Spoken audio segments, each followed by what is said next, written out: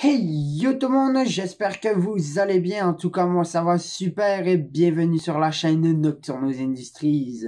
Avant de commencer la vidéo, n'oubliez pas de lâcher un petit like sur cette vidéo et de vous abonner à la chaîne pour plus de contenu. Donc sans plus tarder, on passe directement à la vidéo. Donc comme vous avez vu dans le titre, aujourd'hui on va parler de la productivité et ça me permet de vous proposer un autre type de contenu autre que des vidéos gaming.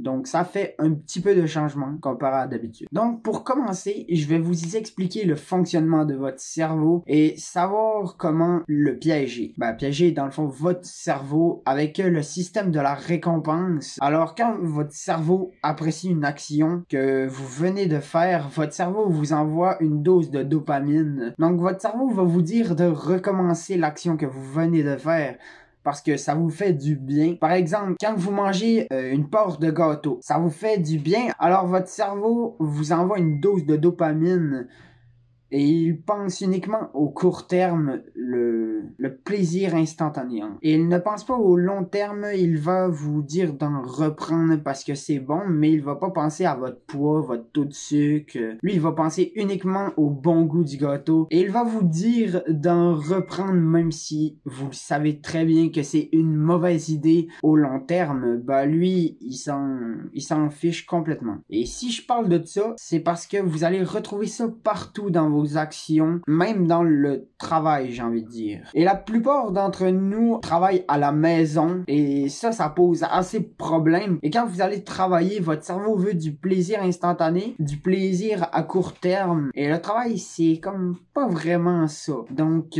quand vous allez travailler, il va pas voir l'intérêt de faire cette activité qui ne procure aucun plaisir instantané. Admettons, vous pourriez en avoir du plaisir instantané en jouant, en mangeant, en regardant un stream ou en écoutant un film. Et quand vous êtes à la maison, c'est facile à accès. Et quand vous allez faire de ces activités, votre cerveau va vous envoyer une dose de dopamine. Et quand vous allez essayer de travailler, il va rien vous envoyer. Et quand vous pensez ou vouloir travailler, vous allez recevoir aucune dose de dopamine et c'est normal parce que votre cerveau n'est pas habitué à faire cette activité et ne reçoit aucune récompense. Je voulais vous expliquer ça pour que vous compreniez le fonctionnement de votre cerveau, pour que vous sachiez pourquoi vous ressentez cela. Vous n'êtes pas moins bon qu'un autre. Vous n'êtes pas flemmard ou vous n'êtes pas incapable. C'est parce que vous avez trop habitué votre cerveau à ces activités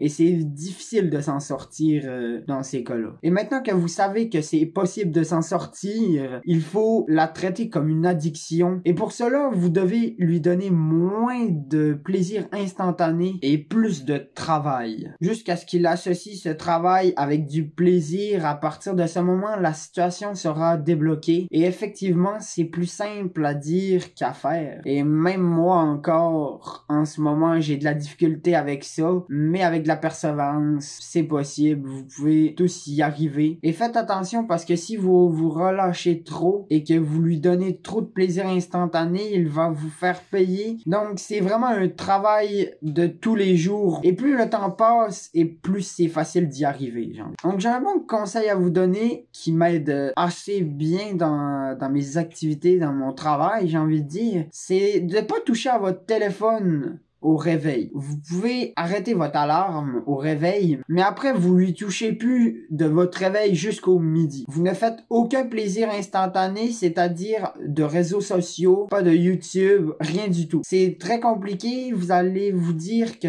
vous perdez du temps à rien faire, mais c'est justement ça le but. Parce qu'à un moment, votre cerveau, il va préférer travailler que ne rien faire et il va commencer à associer le travail avec du plaisir instantané. Et ça, c'est la chose qui peut tout changer à votre productivité. Je pourrais parler encore des heures et des heures de votre cerveau, mais là, on va passer à d'autres conseils qui vont pouvoir vous aider dans votre productivité. Le prochain conseil concerne encore votre cerveau parce que de toute façon, 90% de votre productivité dépend de votre mental. Et ce conseil est surtout le fait d'être fier de vous. Et pour certains, c'est un grand mot, mais il peut s'appliquer à de petites choses. Je pense que vous avez déjà tout ressenti ça quand vous finissiez une journée sans avoir accompli ce que vous deviez faire pendant la journée. journée, vous vous sentiez nul, c'est normal. Vous n'aviez pas accompli votre objectif que vous êtes fixé. Et c'est pour ça que faire une routine, c'est important.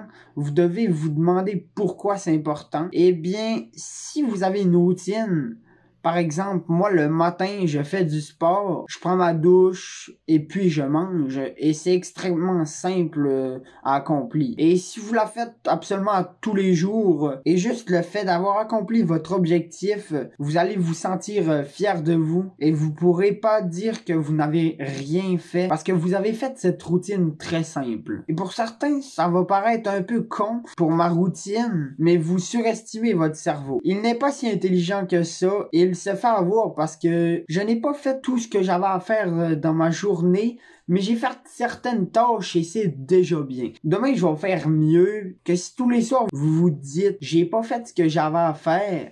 Je vous jure que vous vous sentirez mieux qu'avant. Le dernier conseil pour la route, dans le fond, ça va rejoindre la routine. C'est qu'avant et même encore un peu en ce moment, c'est que je réfléchis trop à ce que je dois faire et c'est un problème parce que vous passez plus de temps à réfléchir à ce que vous devez faire que les choses eux-mêmes. Et la technique pour remédier à ça, c'est d'utiliser un outil que j'adore énormément et qui a changé ma vie, c'est un Google Agenda. Et ça dépend de la façon que vous l'utilisez, c'est-à-dire que ma façon de l'utiliser ne conviendra pas à tout le monde.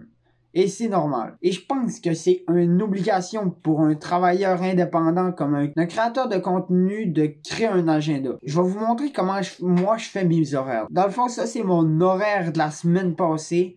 Et c'est pour avoir une idée globale de ce que vous allez devoir faire pendant vos journées et non d'avoir un horaire précis et les respecter et avoir l'air d'un robot, dans le fond. Dans le fond, c'est d'avoir à tout mettre vos objectifs que vous avez à faire pour que vous ayez jamais à penser à ce que vous allez devoir faire et non réfléchir puis pas agir, dans le fond. Et ça change la vie, dans le fond. Pour commencer, je mets des marqueurs comme le déjeuner, le dîner et le souper et l'heure de me coucher. C'est des tâches simples et ça me permet de savoir mes temps que je peux travailler.